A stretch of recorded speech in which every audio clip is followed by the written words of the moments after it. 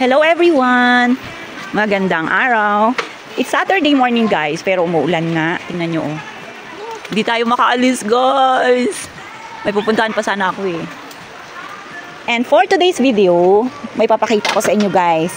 Meron tayo ditong dalawang lalaking kasama na nagdi-dismantle guys ng kubo. Yung kubo guys is gagawing bahay kubo. Yung pwede mo siya guys tulugan, pwede mong pahingahan. Pwedeng maging bahay na rin. Kaya yan guys, inunti-unti nilang tanggalin yung mga, sayang pa nga siya. Kumpara sa akin sayang, kaya lang kailangan tanggalin. Kasi, you know, kailangan natin guys magkaroon ng pagkakitaan kahit maliit lang. Tingnan nyo sila guys, so natatawa yan. Pero ano lang, tipid-tipid lang. Tipid-tipid sa tawa.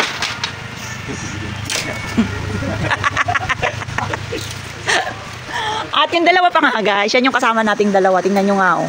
Hindi rin makalabas kasi nga umuulan. Sarap buhay.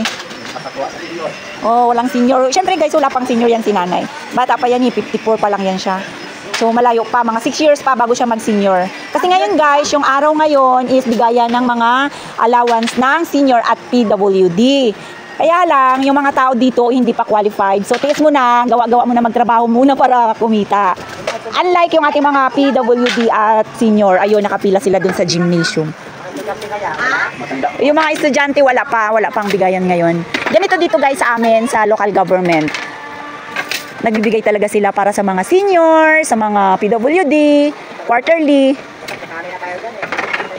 Oh, hindi pwede kasi hindi pa kayo senior. Yung estudyante. Grabe naman kayo. Si nanay talaga, wala na yan. Si nanay, smile ka nga, nay. Wala kahit isa yan. Meron nga, isa nga natira. Isa pa? Natira, sabi niya nga, grabe ka naman, Dok. Sabi niya kay Dok. Pinarampa? Grabe ka naman, Dok. Nagtira ka isa lang. Sabi rin nung doktor, kailangan, nay. Kasi 3 yung binawa sa kanya. Nagtira pa talaga ng isa. Kaya nga, di ba, nay? Nagtira pa ng isa? Sa gitna pa, Kuya Rune. Ayan o. Ginawa kang lulirikista. Hindi ako makatawa. Ako na,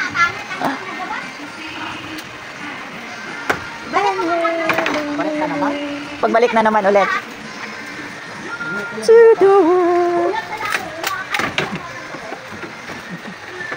Madali lang naman to guys i-dismantle. Kaya lang, yung weather natin ngayon is umuulan. So, buti na lang guys. Ganyan lang, hindi siya gaanong malakas.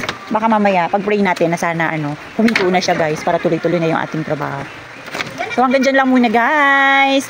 Abangan nyo ulit ang susunod na pangyayari. Wow. Bye-bye everyone.